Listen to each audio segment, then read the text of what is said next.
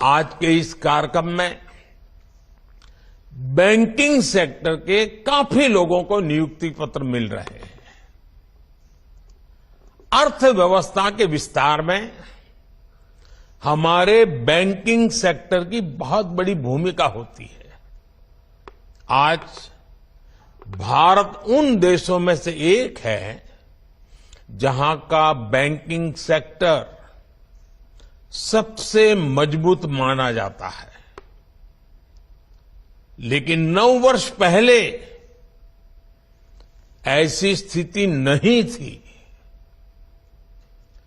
जब सत्ता का स्वार्थ राष्ट्रहित पर हावी होता है तब कैसी बर्बादी होती है, कैसा विनाश होता है। देश में कई उदाहरण हैं। ये हमारे बैंकिंग सेक्टर ने तो पिछली सरकार के दौरान ये बर्बादी को देखा है, झेला है, अनुभव किया है। आप लोग आजकल तो डिजिटल युग है, मोबाइल फोन से बैंकिंग का सेवाएं लेते हैं, फॉर्म बैंकिंग करते हैं।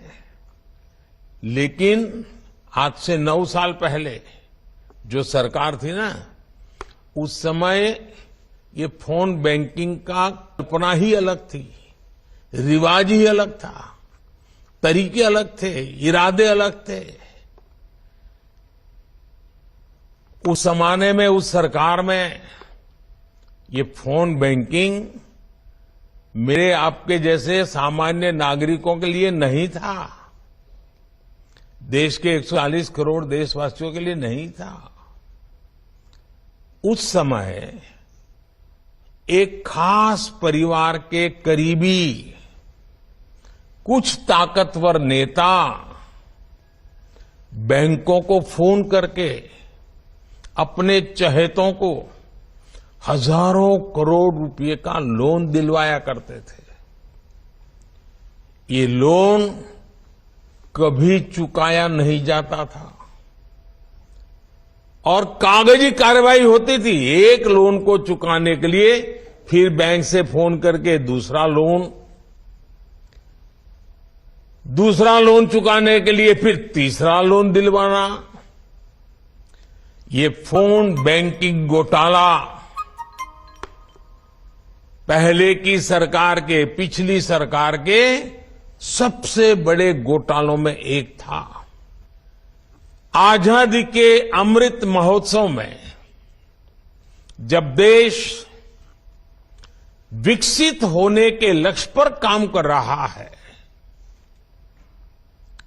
आपका सरकारी नौकरी में आना ये बहुत बड़ा अवसर है। ये आपके परिश्रम का परिणाम है। मैं नियुक्ति पत्र पाने वाले सभी युवाओं को और आपके परिवारजनों को भी बहुत बहुत बधाई देता हूं, बहुत बहुत शुभकामनाएं देता हूं। साथियों,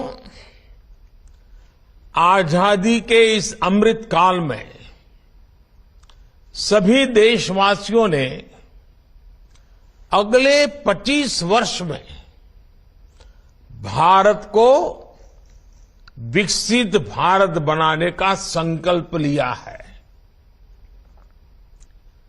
आप सभी के साथ ही भारत के लिए भी ये अगले 25 साल, जैसे आपके जीवन में अगले 25 साल महत्वपूर्ण है, वैसे ही भारत के लिए अगले 25 साल बहुत ही अहम है।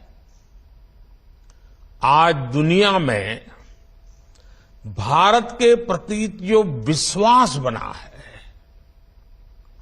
भारत के प्रति जो आकर्षण बना है, आज भारत की महत्ता बनी है। हम सबको मिलकर के इसका पूरा लाभ उठाना है।